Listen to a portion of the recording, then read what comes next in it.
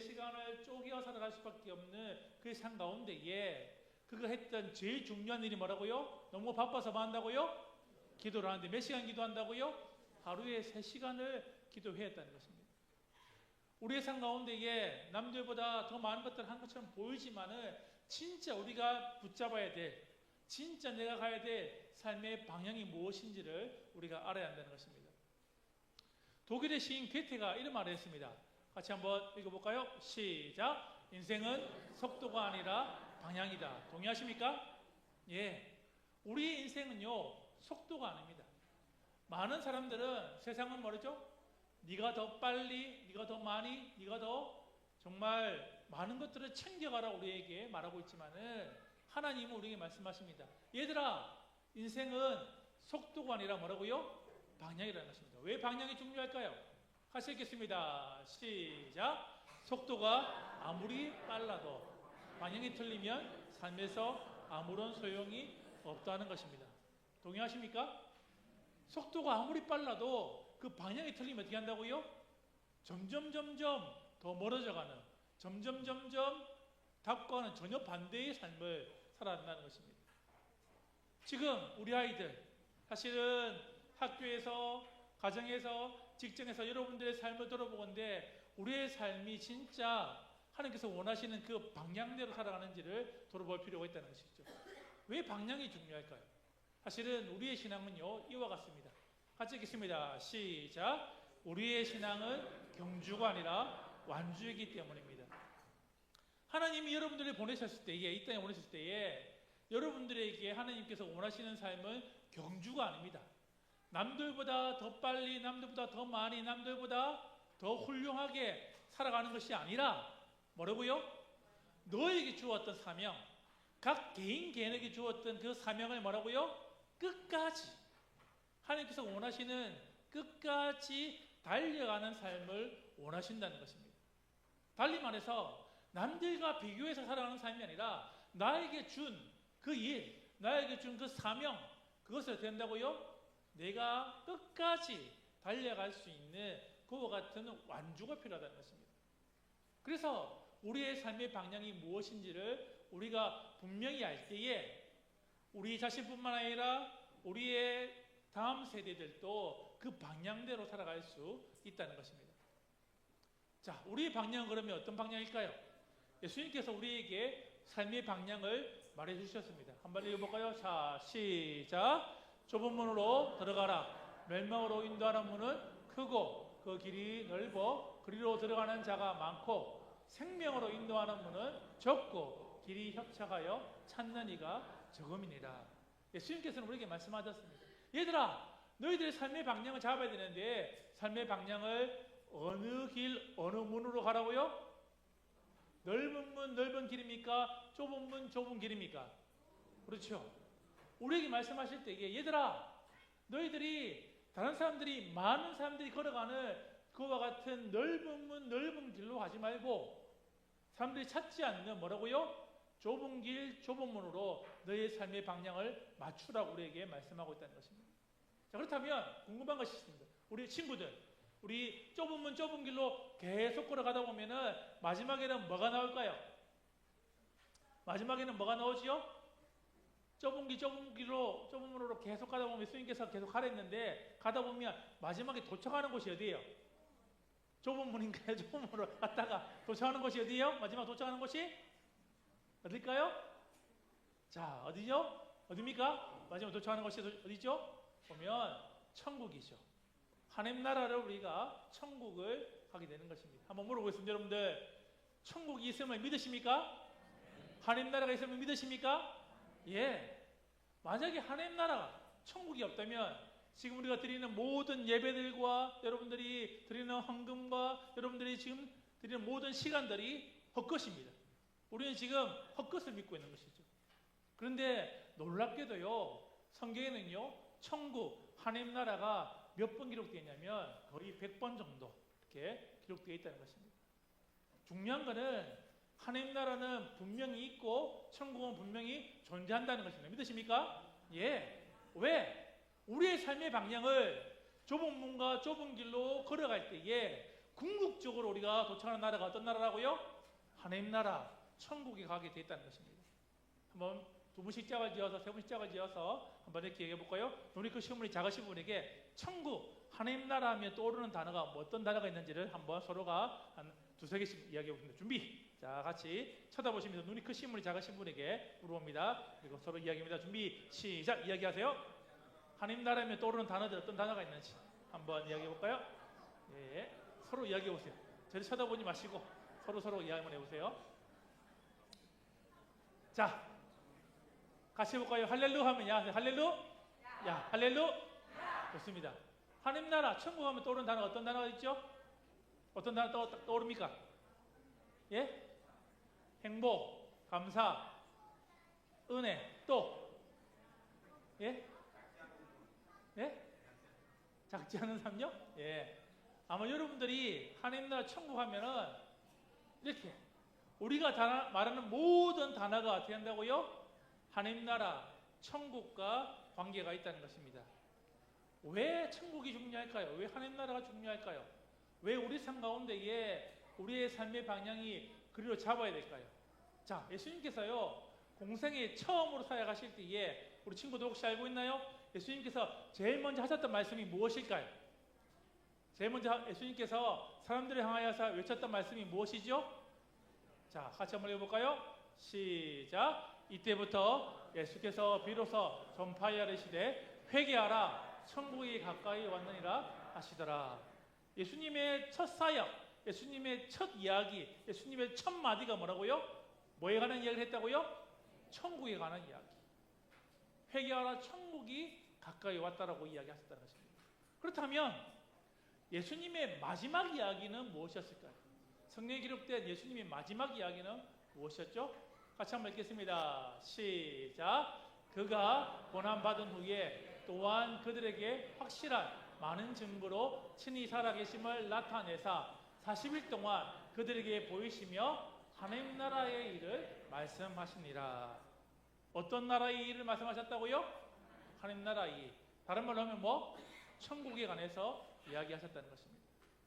예수님의 첫 사역도 천국, 하나님 나라 이야기였고 예수님이 부활하시고 난 다음에 40일 동안 저들과 함께 다시금 사셨을 때에 그들과 함께 하셨을 때에 그들에게 한 이야기가 뭐라고요? 하나님 나라를 이야기했다는 것입니다. 달리 말하면 예수님의 공생애를 한 문장으로 말하면 예수님께서는 이 땅 가운데 오셔서 하나님 나라의 일들을 우리에게 알려주셨다는 것입니다.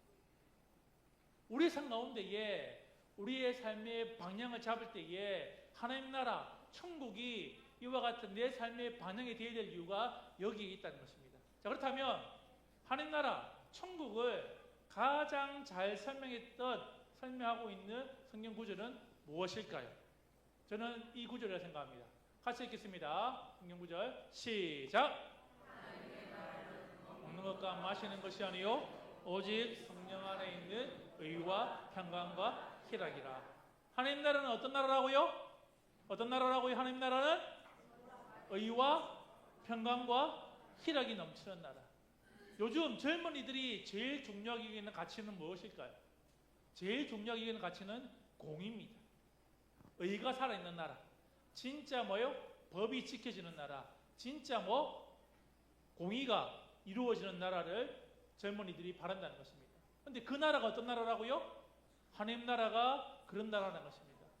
많은 사람들이 평안하게 살기를 원합니다. 정말 어려움 없이 평안한 가운데에 살아가는 삶을 원하는데 그 나라가 어떤 나라라고요? 하나님 나라가 뭐라고요? 평강이 넘치는 나라라는 것입니다. 많은 사람들이요 슬픔이 아니라 기쁨의 삶을 살기를 원합니다. 희락이 넘치는 삶을 살기를 원합니다. 자, 그 나라가 어떤 나라라고요? 하나님 나라가 진짜 기쁨이 넘치는 나라라고 우리에게 말하고 있다는 것입니다. 하나님 나라는 성령 안에 있는 뭐라고요? 의와 평강과 희락이 넘치는 나라라는 것입니다. 한번 물어보겠습니다. 여러분들은 지난 한 주, 아니죠? 올해 1월부터 지금 3월달까지 쭉 살아오시면서 진짜 하나님 나라를 체험하며 살아오고 있습니까? 진짜 의가 넘치고 진짜 평안이 넘치고 진짜 기쁨이 넘쳐서 매일매일 성령 안에서 그와 같은 삶을 살고 있냐는 것입니다. 진짜 그런 삶을 살고 있습니까? 안타까운 사실은 많은 사람들이, 많은 크리스찬들이 교회에 와서 예배드리지만은 내 삶의 방향이 이 방향이 아닐 때에 어떤 일이 벌어진다고요? 내 안에 기쁨이 없고, 내 안에 평안이 없고, 내 안에 공의가, 정의가 없다는 것입니다. 자, 그렇다면 왜 그런 일이 벌어질까요? 자, 이 성경 구절에서 여러분들 찾는다면 우리의 관심이 어디 있다는 것이죠? 어디 있기 때문에? 자, 이 성경 구절에서 자, 여러분들 우리의 관심이 어디 있어? 우리 관심이 그러면 어디 있기 때문에?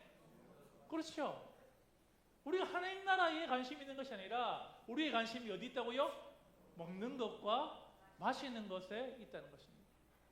달리 말하면 내 삶 가운데에 삶의 방향을 하나님 나라가 아니라 세상 나라로 잡았을 때에 먹는 것과 마시는 것에 내 관심이 있다 보니까 어떻게 하지요?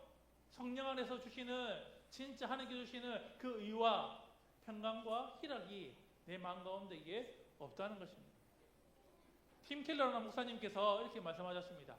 자, 우상 숭배가 어떻게 시작되는가 할 때 같이 읽겠습니다. 시작. 당신의 마음을 채우는 것이 당신이 섬기는 신입니다. 우상 숭배가 뭐냐 할 때 이렇게 정의합니다.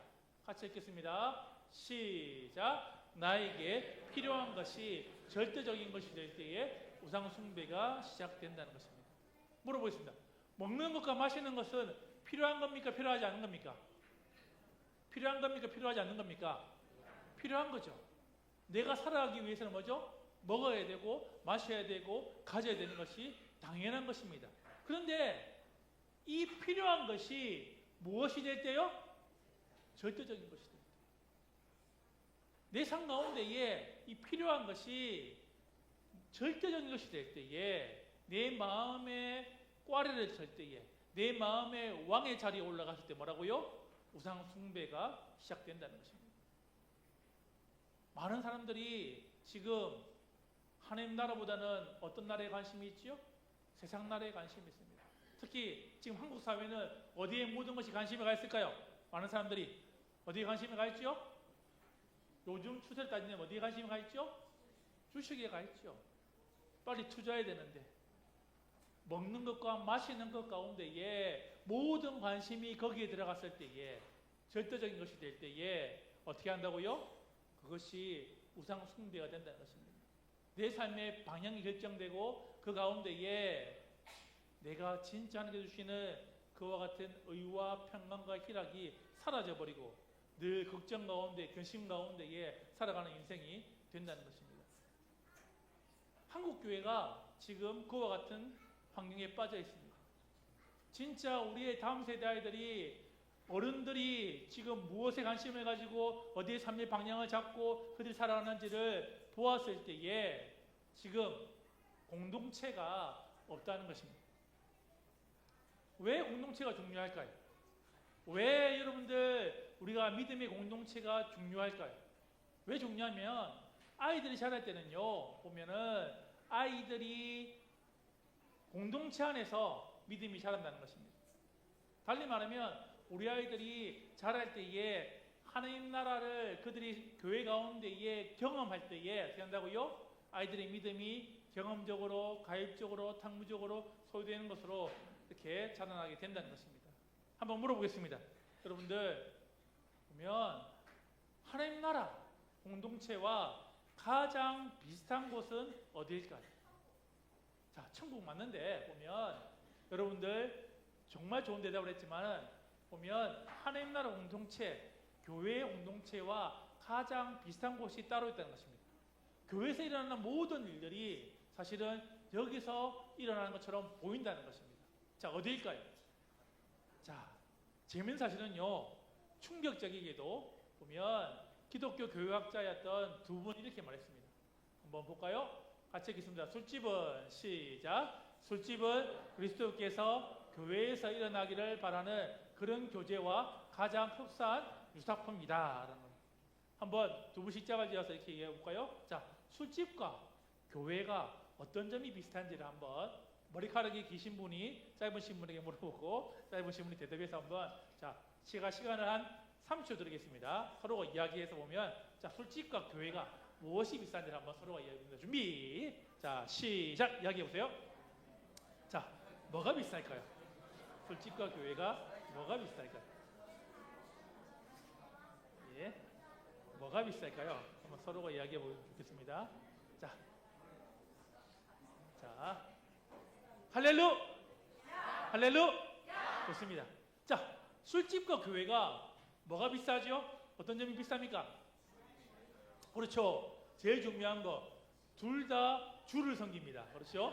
그러면 교회도 주를 섬기고 술집도 주를 섬깁니다. 주집이 계시다. 예. 또 뭐가 같죠?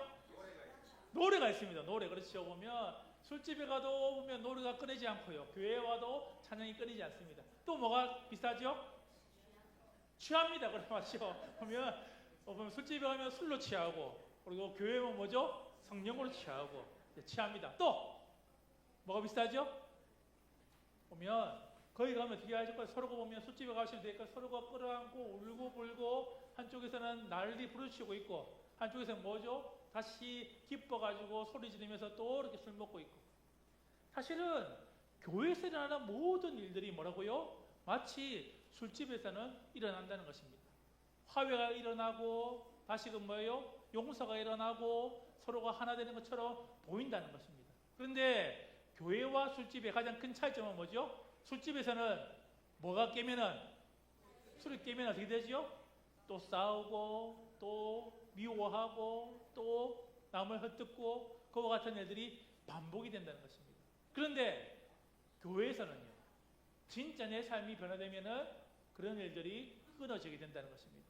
그런데 문제는 뭐죠? 우리의 삶의 문제는 뭡니까?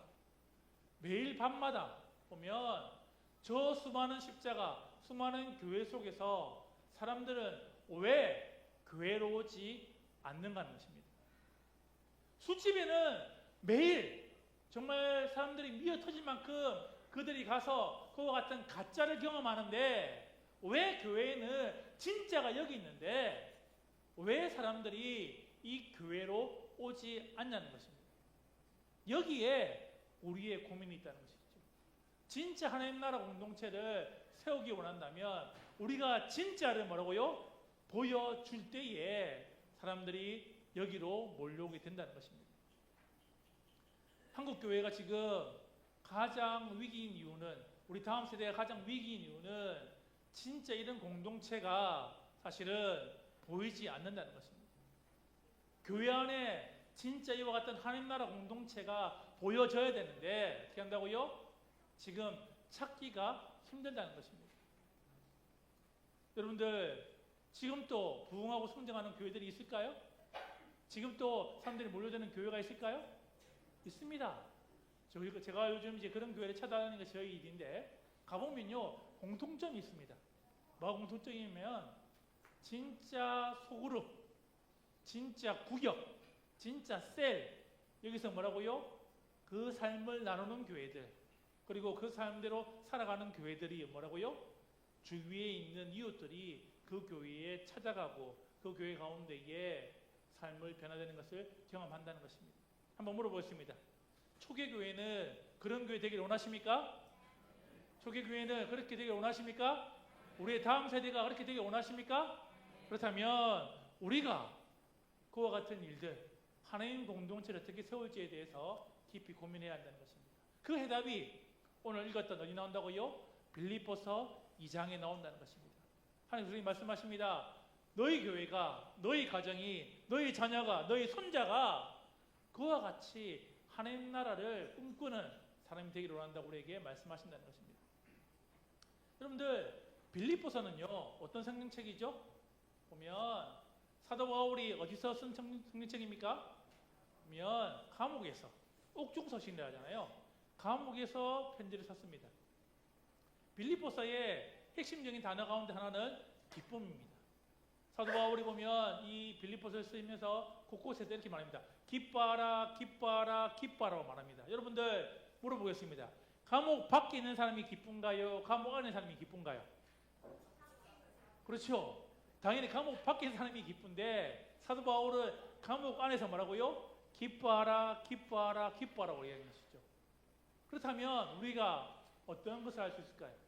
우리의 기쁨이라는 것이 내가 가진 환경이나 내가 가진 처한 상황이나 이런 것에 매이지 않고 뭐라고요? 그것을 뛰어넘는 것이 진짜 기쁨이라는 것입니다. 어떻게 하면 그러면 이와 같은 하나님 나라 공동체, 기쁨의 공동체를 만들 수 있을까요? 그 해답이 오늘 읽었던 빌립보서 2장 1절부터 4절까지 나와 있습니다. 1절부터 4절을 세 부분으로 나눈다면 이렇게 됩니다. 1절과 2절과 3절과 4절이 이렇게 같이 합쳐져 있습니다. 여러분들 문장을 보면 엄청나게 긴데요. 그런데 여러분들 성경을 헬라어 원문으로 보면 이거는 한 문장입니다. 한 문장. 한 문장으로 되어 있어요. 자, 진짜 동사는 무엇일까요? 여기서 말하고 싶은, 사도 바울이 말하고 싶은 진짜 동사는 무엇일까요? 진짜 동사는요, 이것입니다. 한번 같이 읽어볼까요? 빨간색 시작. 나의 기쁨을 충만케 하라. 빌립보 교회를 향하여서 되냐면 사도 바울이 말합니다. 얘들아, 너희들이 나의 기쁨, 달리 말하면 예수님의 기쁨에 충만했으면 좋겠다. 너희들의 삶을 바꾸어서 그렇게 되기를 원한다라고 지금 사도 바울이 얘기한다는 것이죠. 그러면 뭘 통해서 이렇게 기쁘게 하라는 것일까요? 이것입니다. 같이 읽겠습니다. 성경 말씀 시작. 마음을 같이하여 같은 사랑을 가지고 뜻을 합하며 한 마음을 품으라는 것입니다. 달리 말하면 한 문장으로 말하면 뭐라고요? 너희들이 뭐가 되어서 한 가족이 되어서 내 마음을 기쁘게 하고 예수님의 마음을 기쁘게 하라고 우리에게 말씀하고 있다는 것입니다. 진짜 우리가 해야 될 일, 하나님 나라를 만들기를 원한다면 제일 먼저 할 것이 뭐라고요? 한 가족이 되라는 것입니다. 우리 할아버지 할머니들이 물어보습니다. 여러분들 언제 부모로서 가장 기쁘던가요? 지금까지 아이들 쭉 키우시면서 언제 가장 기쁘던가요? 우리 할머니 할아버지들 언제 가장 기뻤죠? 기쁘신 분들이 별로 없었습니까? 예? 아마 좋은 대학에 갈 때, 좋은 직장에 갈 때, 또 가정을 이룰 때, 여러분들 아마 아이들이 잘 될 때 기쁘시겠죠. 그렇다면 마지막 유언을 남기실 때에, 아이들에게 유언을 남기실 때에 어떻게 유언을 남기시겠습니까? 마지막 유언이 어떻게 되겠죠? 마지막 돌아가실 때 이렇게 하겠습니까? 얘들아, 삼성전자에 투자를 해야 된다. SK 하이닉스에 투자를 해야 된다. 이런 말 하실까요? 10억짜리 통장을 모아야 돼, 얘야. 이렇게 이야기하실까요? 저희 어머니가 2018년도에 돌아가셨는데 저희 어머니가 돌아가실 때에 저희들에게 딱 두 가지를 이야기했습니다. 하나는 뭐냐면 얘들아, 예수님을 정말 사랑해야 된다. 예수님을 정말 잘 믿어달라고 이렇게 말씀하셨습니다. 또 하나는 뭘까요? 형제간에 뭐라고요? 우애 있게 지내야 된다. 보통의 부모라면 어떻게 한다고요? 가장 기쁠 때가 되죠? 자식들 가운데 형제들 가운데 어떻게 한다고요? 우애 있게 지내는 것, 한 가족이 되는 것, 한 마음이 되는 것, 이것이 부모의 소원이라는 것입니다. 요한복음 17장은요, 예수님께서 이제 십자가에 달리시기 전에 하셨던 마지막 기도, 대제사장 기도인데 예수님의 마지막 기도 내용이 무엇이었을까요? 같이 한번 읽어볼까요? 시작. 아버지여, 아버지께서 내 안에, 내가 아버지 안에 있는 것 같이 그들도 다 하나가 되어 우리 안에 있게 하사 세상으로 아버지가 나를 보내신 것을 믿게 하옵소서. 뭐 되게 해달라고 기도했다고요? 하나 되게 해달라고. 예수님의 마지막 기도도 그것이었습니다. 아버지, 이 제자들이, 이 아이들이 뭐라고요? 하나가 되게 해주십시오. 아버지와 내가 하나 되듯이 이 제자들도 뭐라고요? 하나가 되게 해달라고 기도했다는 것입니다. 사도 바울의 다른 성경 보면, 이제 다른 서신서에 보면 이런 이야기가 적혀 있습니다. 같이 한번 읽어볼까요? 시작. 그러므로 이제부터 너희는 외인도 아니요 나그네도 아니요 오직 성도들과 동일한 시민이요 하나님의 권속이라. 사도 바울은 말합니다. 너희들은 이제는 외인도 아니고 나그네도 아니고 이제 또 동일한 시민이다. 한 단어가 좀 어색한 단어가 있죠. 권속이다라는 말은 뭐냐면 이 말입니다. 영어로 보면 household, 가족이라는 것이에요. 가족이라는 것이에요. 사도 바울은 말합니다. 너희들이 제발 교회 나올 때에, 교회 올 때에 다른 성도들을 볼 때 이렇게 부르지 말라는 겁니다. 누구누구 집사님, 누구누구 권사님, 누구누구 장로님이라 부르지 말고 어떻게 불러라고요? 한 가족으로 불러라는 것입니다. 어떻게 불러라고 하면 누구누구 오빠, 이모, 고모, 삼촌 이렇게 불러라는 겁니다. 옆에 보면 쳐다보세요. 연식을 보시면서 내가 이분 어떻게 불러야 될지 한번 쳐다보시면서 한번 불러보겠습니다. 한번 보시고 연식을 보시고 내가 형인지, 내가 오빠인지, 내가 누나인지 보시고 이렇게 해가지고 아니면 이모인지, 고모인지 보면 자 삼촌인지 한번 보시고 한번 같이 부르겠습니다. 하나, 둘, 셋 부르세요. 예, 오빠 보면 이제 삼촌 보면 할아버지 이렇게 예. 교회 올 때에 너희들이 다른 사람을 부를 때에 어떻게 한다고요? 가족으로 불러라는 것입니다. 보면 누구누구 성도님 이렇게 부르지 말고 뭐라고요? 형, 누나, 할머니. 여러분들 이 아이들이 갑자기 오는데 될까요? 할아버지 하면 어떤 될까요? 어떤 집사님하고 부르는 것보다 될까요? 애들이 할아버지로 달려오면 어떻게 되죠? 내 마음이 완전히 달라진다는 겁니다. 삼촌으로 부르면 어떻게 될까요? 내 마음이 완전히 달라진다는 것입니다. 교회 올 때에 너희들이 그렇게 부르면서 살아가라고 사도 바울이 우리에게 말하고 있다는 것입니다. 그러면 왜 그렇게 불러야 되는데요? 왜 그렇게 하나가 되고 우리가 가족이 되어야 되는데요? 그것이 2장 1절에 나옵니다. 제가 앞에 부분을 읽으면 여러분들 뒤에 부분을 읽으세요. 자, 그리스도 안에 무슨 권면이나 시작. 아니 뒤에 부분 시작. 예수님이 주시는 은혜와 격려, 사랑의 무슨 위로나 성령의 교제나. 왜 그렇게 되냐면 사도 바울이 말합니다. 삼위 하나님이 주시는 큰 격려, 사랑, 위로, 교제를 너희들이 했다면? 경험했다면 그렇게 사는 것이 뭐라고요? 당연하다는 겁니다. 너희들이 그렇게 교회 왔을 때에 다른 지체를 부를 때에 바라볼 때에 그렇게 대하는 것이 뭐라고요? 당연하다는 것입니다.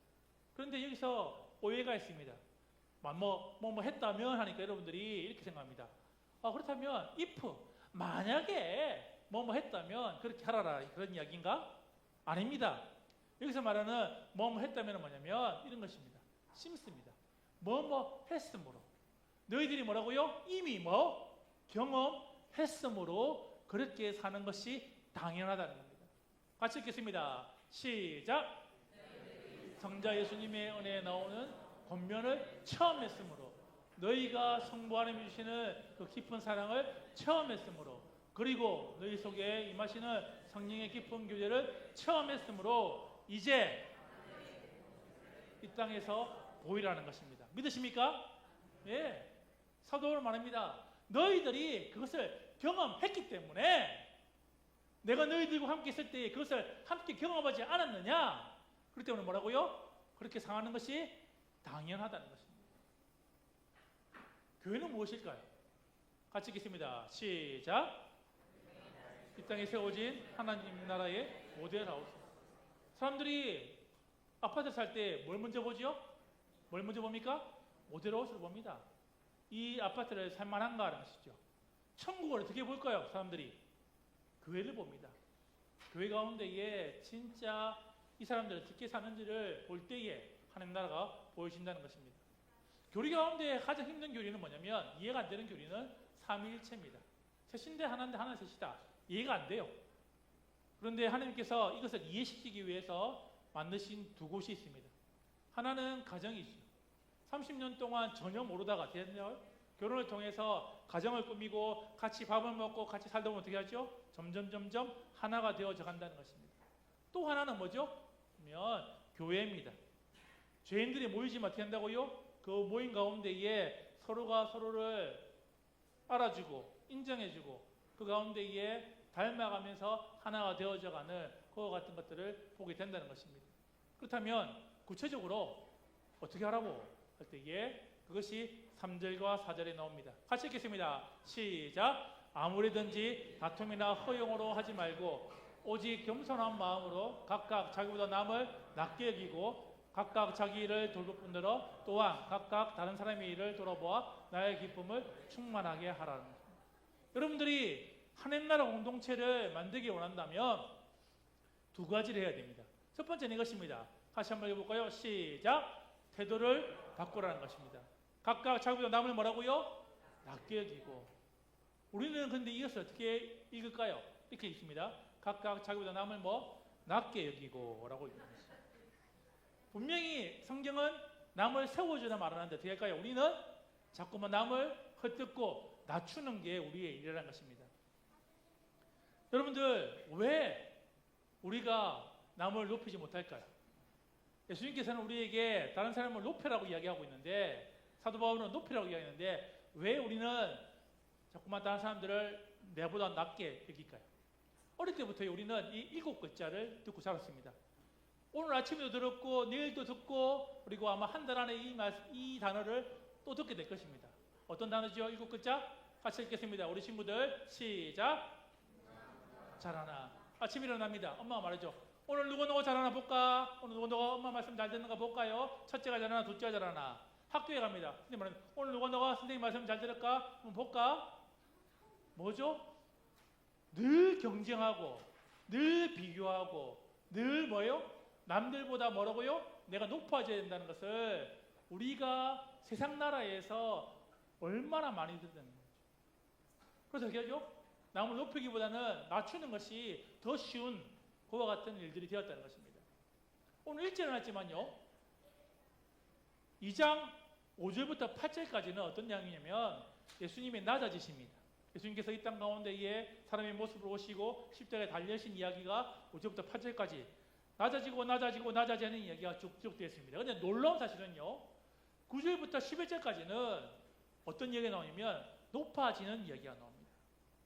무슨 말일까요? 내가 태도를 바꾸어서 나 자신을 낮추면은 누가 높이신다고요? 누가 높이신다고요? 하나님이 나를 높이신다는 것입니다. 믿으십니까? 예. 태도를 바꾸라는 것입니다. 나보다 아이들을 뭐라고요? 더 높여주라는 것입니다. 그럴 때에 우리가 진짜 하나님 나라 공동체를 만들어가는 것입니다.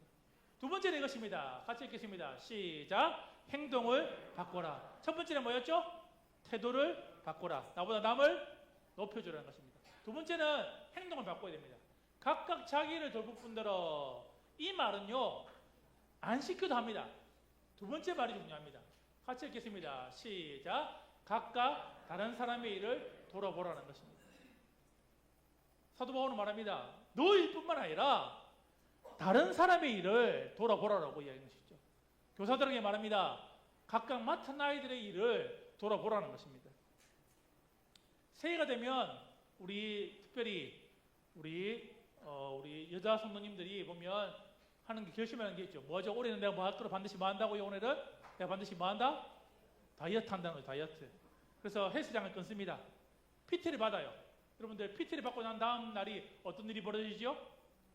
예, 가서 헬스장 가서 막 운동을 열심히 하면은 그 다음에 어떤 일이 벌어집니까? 온몸이 아프지요. 왜 아프지요? 안 쓰던 근육을 쓰다 보면 어떻게 할까요? 아프다는 것입니다. 내가 내 일을 하는 거는요, 돌아보는 거는요, 시키게 해도 됩니다. 너무나 잘하는 일입니다. 근데 어떻게 해요? 다른 사람을 돌아보는 일은 절대 쉽지가 않습니다. 내 몸이 아픈 일이고 내가 힘든 일입니다. 왜? 내가 하지 않는 일이기 때문에 그렇다는 것이죠. 이 가사가 여러분의 삶에 이루어지기를 소원하십니까? 이 가사 들으기를 원하십니까? 예. 이 가사 여러분 어떻게 되면 어떻게 될까요? 그러면 난리가 납니다. 지금 여러분들 이 자리에 있으면 안 돼요. 어디 있을까요 지금? 어디 가서 전도를 하고 있든가, 아니면 여러분들 직업을 다 틀어서 또 보내 주고 있을 것입니다. 진짜 나의 행동을 바뀌기로 한다면 우리가 세 가지를 열어야 됩니다. 첫 번째는 뭐라고요? 자, 뭘 열어야 된다고요? 엄마의 눈이 필요합니다. 아기가 태어납니다. 여러분들 보면 아기가 태어나면 우리 어머니들 아이가 똥을 싸면 기저귀를 바로 버립니까? 기저귀를 들여다봅니까? 들여다보죠. 이 아이가 어떤 똥을 쌌는지 들여다보죠. 마찬가지입니다. 우리가 다른 사람의 일을 돌아볼 때에 엄마의 눈으로 저 사람이 무엇이 필요한지를 우리가 알아야 되는 것이죠. 두 번째는 뭐죠? 소머지의 귀가 필요해요. 소머즈를 아시는 분들 연식이 드신 분입니다. 그렇죠? 남의 이야기를 잘 듣는 귀가 필요합니다. 그리고 뒤에가요. 마지막은요. 황금의 입이 필요합니다. 칭찬하는 말, 세워주는 말을 하셔야 되는 것이죠. 남을 헛듣고 남을 비난하는 말이 아니라 진짜 우리 공동체 가운데에 세워주는 말들이 필요하다는 것입니다. 자, 처음으로 돌아가 볼까요? 하나님 나라는 어떤 나라라고요? 오직 성령 안에 있는 의와 평강과 희락인데 이 다음 구절이 중요합니다. 같이 읽겠습니다. 다음 구절 시작. 이로써 그리스도를 섬기는 자는 하나님을 기쁘시게 하며 사람에게도 칭찬받느니라. 뭐 한다고요? 하나님을 기쁘시게 할 뿐만 아니라 누가 뭐 한다고요? 사람들에게 칭찬받는다는 것입니다. 하나님 나라는요 그런 나라입니다. 하나님을 기쁘시게 할 뿐만 아니라 어떻게 한다고요? 다른 사람들도 정말 그곳에 가고 싶어하는 그와 같은 나라가 뭐라고요? 하나님 나라라는 것입니다. 1세기 때에 여러분들 오늘 신의 약단을 보신다고 그랬는데 1세기 때 여러분들 보시면은 예수님을 믿는다는 것은 뭐죠? 보면 죽음입니다. 그냥 사자밥이 되는 거예요. 로마 시대 당시에. 그런데 그때에 왜 사람들이 교회로 몰려왔을까요? 왜 예수님을 믿는다는 것은 내가 죽는다는 것인데 그럼에도 불구하고 교회에 왜 몰려왔다는 것이죠. 터툴리아라는 학자가 연구를 해봤더니 그때에 1세기 당시에 사람들이 그리스도인들을 부를 때에 두 가지로 불렀다는 것입니다. 크리스티아니 해가지고 예수님을 믿는 사람이라고 불렀고 또 하나는 뭐냐면 크리스티안이라고 불렀다는 거예요. 이게 뭐냐면은 친절한 사람이었다는 것입니다. 교회를 다니는 사람, 예수를 믿는 사람이 뭐라고요? 친절한 사람이었다는 것입니다. 한국 교회가 부흥하던 시대에 여러분들 우리의 명칭이 있었죠. 예수쟁이였습니다. 이 사람은 적어도 사기치지 않고 믿을 만한 사람이라고 어떻게 할까요? 인식을 했다는 것입니다.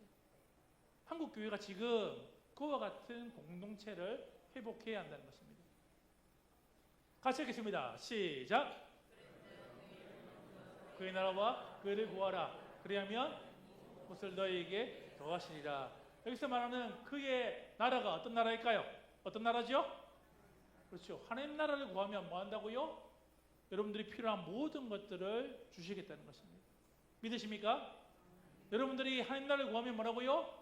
먹는 것과 마시는 것, 입는 것을 누가 책임진다고요? 하나님이 책임지겠다는 것입니다.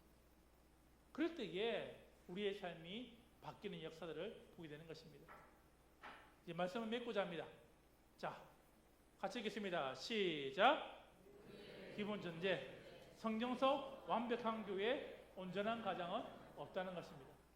여러분들 완벽한 교회는 없습니다. 예루살렘 교회도 문제가 있었고 우리가 아는 초대교회도 모든 교회들이 문제가 있었습니다. 온전한 가정은 없습니다. 보면 믿음의 조상들도 보면 될까요? 그 가정이 다 깨어졌고 힘들었고 문제가 있는 가정들이었습니다. 저희 집은 여러분들 잘 살고 있을까요? 한 가지 예화로 이제 말씀 맺고자 하는데요. 저희 집에는 보면 저희 집이 20층에 살고 저희 처형집이 19층에 삽니다. 또래 아이들이 오면 이제 연년생으로 세 아이가 있습니다. 저희 딸아이가 8살 때 일인데요. 보면 여자아이가 3명이 모이면 소꿉놀이 할 때 여러분들 제일 맡고 싶어하는 역할이 무엇일까요? 어떤 역할이 제일 맡고 싶어 하죠? 엄마죠. 엄마. 그렇죠. 저희 딸아이가 제일 나이가 많았기 때문에 엄마 역할을 맡았습니다. 두 번째 아이가 될까요? 그러면 뭘 맡아야 되죠? 두 번째 좋아하는 역할이 뭘까요? 언니 아니면 아기를 맡았어요. 귀염을 뜰 수 있으니까. 엄마는 마음대로 시켜서 좋고 아기는 뭐예요? 귀염을 뜰 좋고. 그럼 세 번째 아이가 뭐가 맡아야 되죠? 그러면 아빠를 맡아야 되는데 세 번째 아이가 되냐면 아빠를 맡아라니까 저희 딸아이가 하니까 얘가 조금만 고개 안 하고 싶다는 거예요. 안 하고 싶다는 거예요. 계속 이렇게 하는 거예요. 저 옆에서 일하고 있었거든요. 소꿉놀이 해야 되는데 될까요? 계속 안 하고 싶다니까 저희 딸아이가 이렇게 말했습니다. 야야야 그러면 아빠 죽어도 그래. 지가 살아있는데 저 옆에 살아있는데 아빠 죽어도 그래. 무슨 말인지 아시겠죠? 여러분의 집이나 저희 집이나 별반 다르지가 않다는 것입니다. 어떻게 하면 될까요? 같이 읽겠습니다. 시작. 세상 나라의 원래인 한 번에 빠르게가 아니라 뭐라고요? 하나님 나라의 사명인 한 번씩 빠르게가 중요합니다. 우리 하나님 나라로 우리 방향을 잡고 우리 첫 번째 뭘 바꾸라고요? 보면 태도를 바꾸십시오. 나보다 남을 높여주는 것. 두 번째는 뭐라고요? 행동을 바꾸십시오. 보면 나뿐만 아니라 다른 사람의 일을 돌아보는 그 일들을 하라는 것입니다. 저는요, 보면 이 마크가 찍혔으면 좋겠습니다. 여러분들 가슴에. 이 마크가 어떤 마크죠? KS 마크. 뜻이 뭡니까? 보면 한국에서 만든 제품이라는 것이죠. 근데 제가 찍고 싶은 마크는 코리아 스탠다드가 아니라 제가 찍고 싶은 마크는 이겁니다. 보면 킹덤 스탠다드입니다. 무슨 말이죠? 하나님 나라 표준으로 살아가라는 것입니다. 그래서 여러분들 우리가 만든 책도 킹덤 스토리입니다. 그래서 여러분들이 진짜 내 삶의 방향, 하나님 나라로 내 삶의 방향을 잡고 살아가는 여러분 자신과 여러분의 다음 세대가 그렇게 되기를 주님으로 축원합니다. 예, 한번 같이 기도하실 때 이렇게